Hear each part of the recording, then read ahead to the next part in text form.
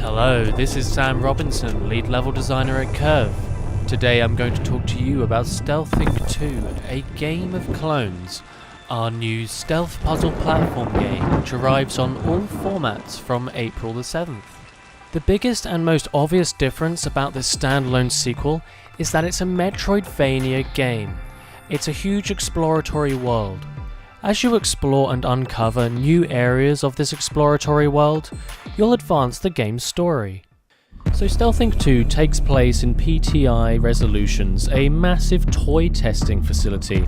But the way that PTI goes about testing these toys is incredibly dangerous, so they have to create these clones, these expendable clones, to carry out the tests. So the game sees you begin as one of these clones, born into this enormous testing facility. Towards the beginning of the game, we see you escape from these test chambers and you break out into the larger testing facility.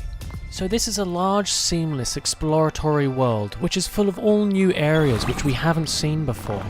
And these new areas come with all new security systems, so you've got cameras and alarm dogs and lasers and crushing walls.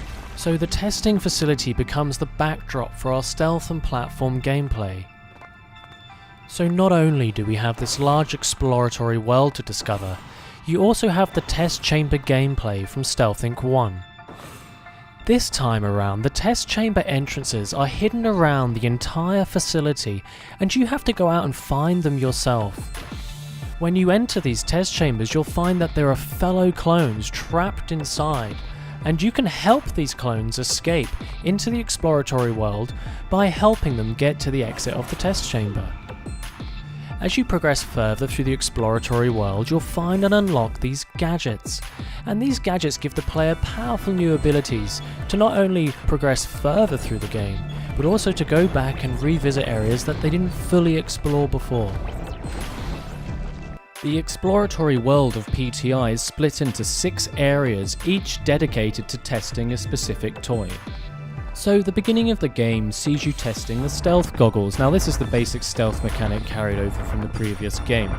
If you stand in the light, your goggles go red and you can be seen. If you stand in the dark, your goggles go green and no one can see you, you're invisible.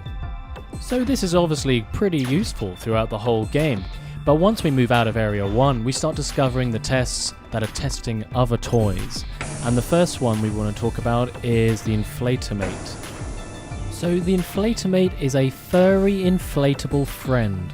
Many of the toys you discover in the game control in the same way. So with this you can aim with the analog stick, you can throw with the right trigger, you can retrieve it with the right trigger as well, and then you use the left trigger to activate it. So with this one you can throw it around and then inflate it.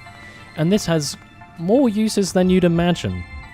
I can create shadows now by blocking lights. I can climb up to areas that I couldn't reach before because of the added height. I can throw this on top of an enemy and kill it, so I'm really turning the tables on the enemies of PTI now.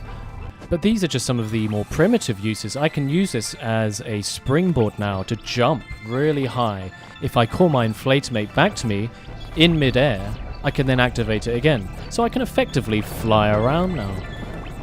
So once I complete all the test chambers that focus on the Inflatomate, I actually unlock this gadget and I can take it out into the exploratory world, and then by using this gadget you'll be able to explore and discover the next area, where you'll find a whole new set of test chambers dedicated to testing a new toy. So this is a really cool tiered learning process where you're learning about the gadgets in the test chambers and then you're going out into the exploratory world and using those skills and that gadget to advance to the next area. So now we're entering the third area of the game, which is the robot factory, and here you'll find a whole new set of chambers which will be testing the Jackboy. The Jackboy allows you to do stealth attacks on enemies, so you can sneak up behind a robot and then jack it and you'll take it over. So you now have complete control of this enemy and all of its abilities. So now I have 2 characters to control on screen, and the robot has obviously completely different abilities to my clone player. So this toy brings a whole new dimension to these test chambers, and it also gives you a very powerful ability to deal with enemies which you didn't have before. One of my favourite things about working on this game is that all the game objects interact with each other.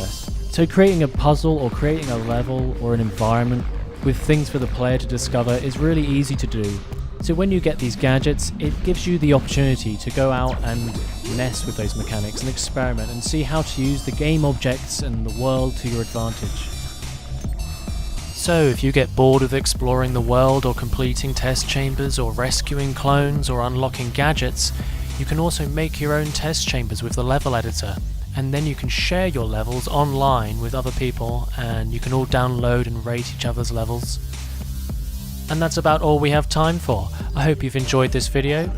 Stealth Inc. 2 is out on all formats from April the 7th. I'd like to thank you for watching and take it easy. Goodbye.